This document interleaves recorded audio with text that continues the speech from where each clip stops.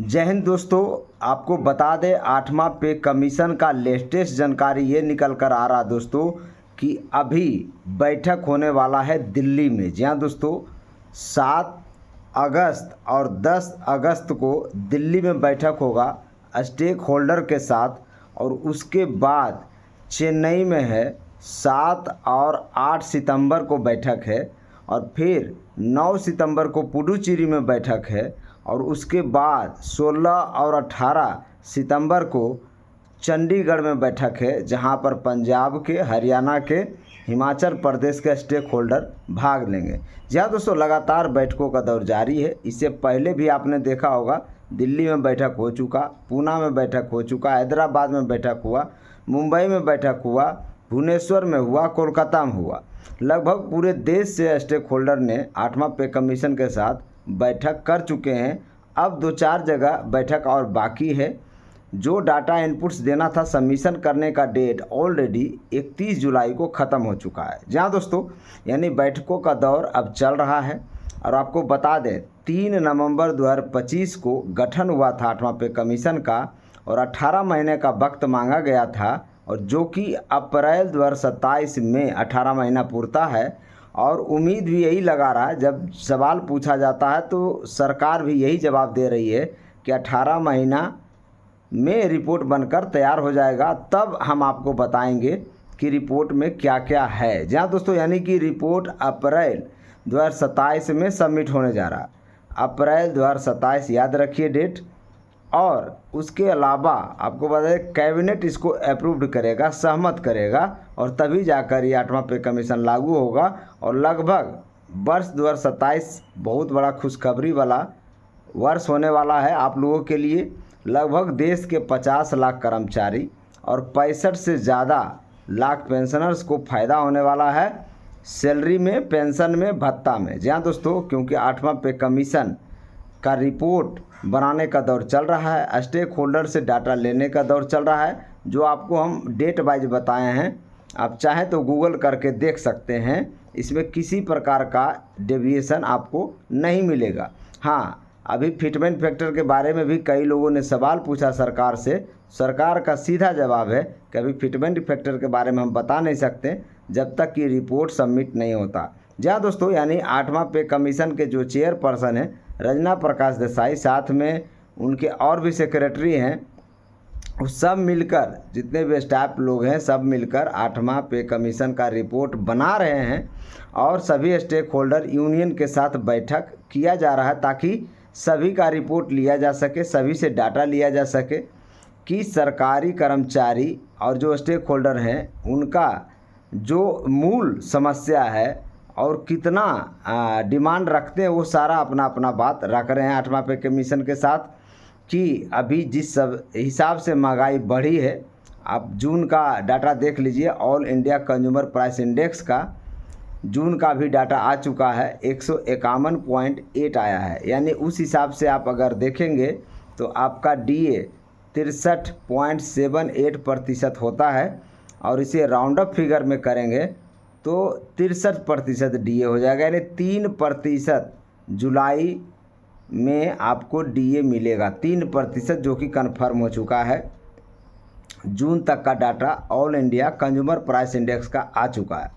जब जून तक का डाटा आ चुका है और 3% DA बढ़ेगा, और इसके आगे आने वाला वर्ष 2027 जनवरी में वहाँ भी 3% DA बढ़ने का जो संभावना है प्रबल हो चुका है। क्योंकि हम लोग अनुमान उसी हिसाब से लगाते हैं, क्योंकि 0.78 बढ़त बन चुका है, 0.78 बढ़त बन चुका है, 3% DA मिलेगा। तो आप अनुमान लगाइए कि जनवरी 2027 तक जाते जाते फिर से आपको 3 से 4% DA बढ़ते नज़र आएगा। तो ये बहुत ही अच्छी खबर है, सरकारी कर्मचारियों के लिए खुशखबरी का समय है। हाँ, कई कर्मचारी जो पुराने पहले जिनको DA 6%, 7% बढ़ता था, तो वो समय और था। अभी ऐसा नहीं है। जो all India consumer price index का जो बास्केट है वो उसको संकीर्ण कर दिया गया है।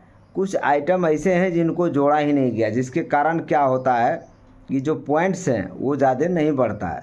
क्योंकि जिस हिसाब से अभी महंगाई बढ़ा था उस हिसाब से पॉइंट्स ज़्यादा बढ़ने चाहिए थे और कम से कम 5 से 7% DA बढ़ना चाहिए था, जो कि नहीं हुआ, 3% ही हुआ जो आप देख रहे हैं।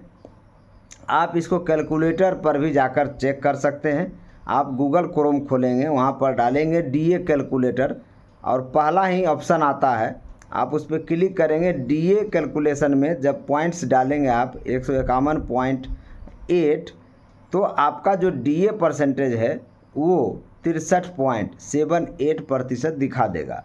तो आपको हम लगातार बताते रहते हैं, ऑथेंटिक न्यूज़ आपके लिए लाते रहते हैं। और 8वां पे कमीशन सिर्फ बैठक अभी कर रहा है, अभी कोई भी डाटा नहीं दिया है।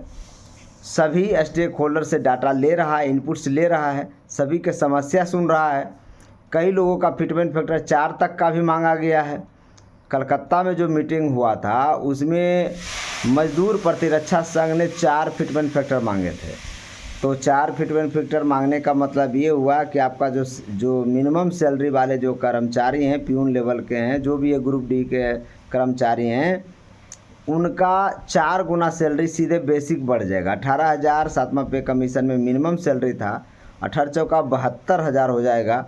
और उसके ऊपर DA, उसके ऊपर HRA, उसके ऊपर TA, उसके ऊपर अदर अलाउंस डिपेंड करेगा। लेकिन क्या लगता है प्रैक्टिकली ये फिजिबल है हमारे देश में? जो स्थिति अभी बना हुआ है, क्या मोदी जी 4 फिटमेंट फैक्टर दे सकते हैं?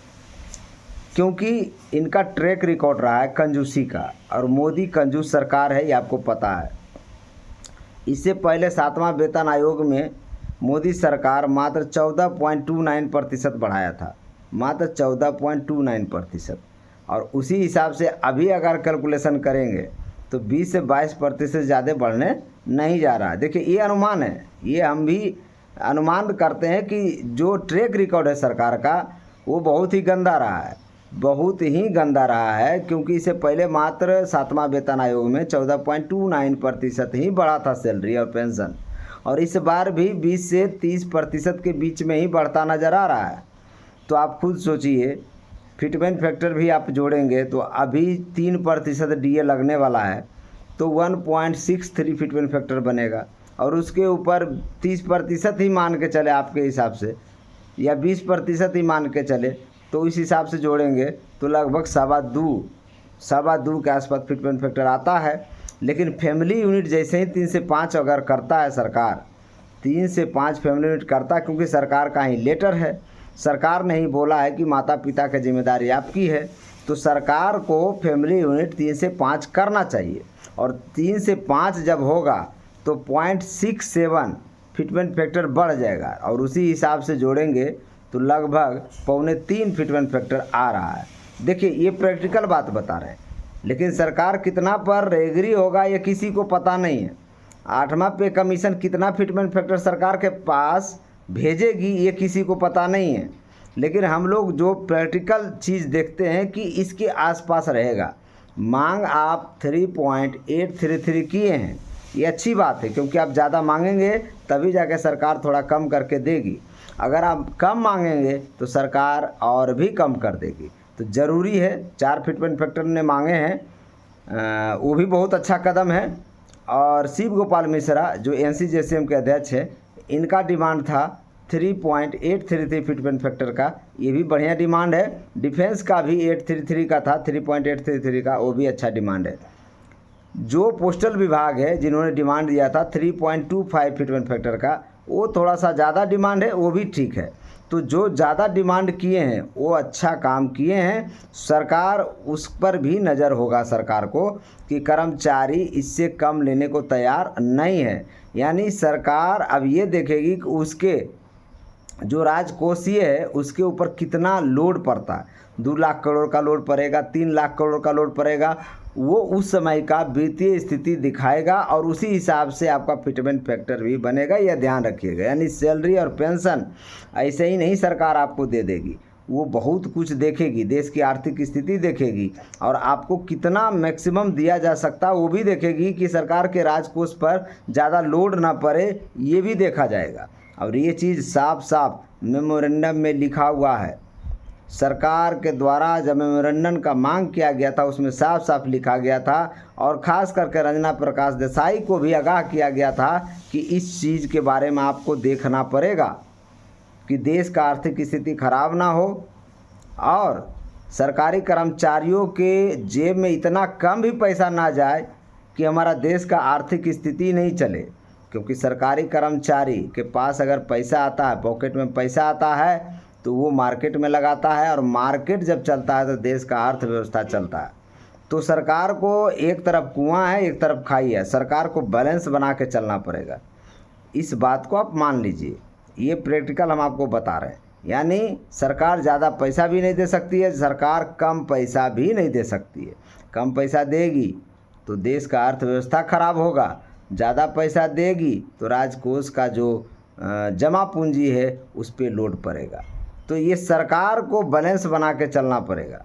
हाँ, लेकिन बैलेंस बनाने के चक्कर में ऐसा भी ना हो कि कर्मचारियों को हकमारी ख़त्म कर दिया जाए। कर्मचारी 10 साल से वेट कर रहे हैं अपने पे कमीशन के लिए। आपको पता है कि 10 साल के बाद पे कमीशन लगता है और सिर्फ और पेंशन, सैलरी, भत्ता को रिवीजन करने के लिए। क्योंकि जिस हिसाब से कॉस्ट ऑफ इन्फ्लेशन भागता है, जिस हिसाब से मुद्रास्फीति भागता है, जिस हिसाब से महंगाई भागता है, उस हिसाब से आपका वेतन सैलरी नहीं बढ़ता है। क्योंकि साल भर में 2 बार डीए आपको मिलता है, एक जनवरी वाला, एक जुलाई वाला।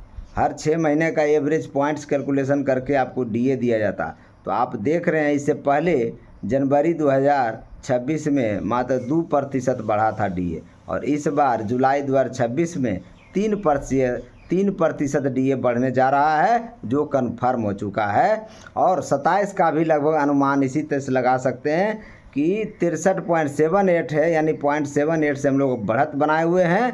तो जो 27 जनवरी 27 में जो डीए मिलेगा वो भी 3% से लेकर 4% के बीच मिलेगा। 3 मिलेगा या 4 मिलेगा, तो ये कन्फर्म हो चुका है लगभग। देखिए, हम पहले ही बता देते हैं उसके डाटा के हिसाब से, हम अनुमानित नहीं, डाटा के हिसाब से कैलकुलेट करते हैं।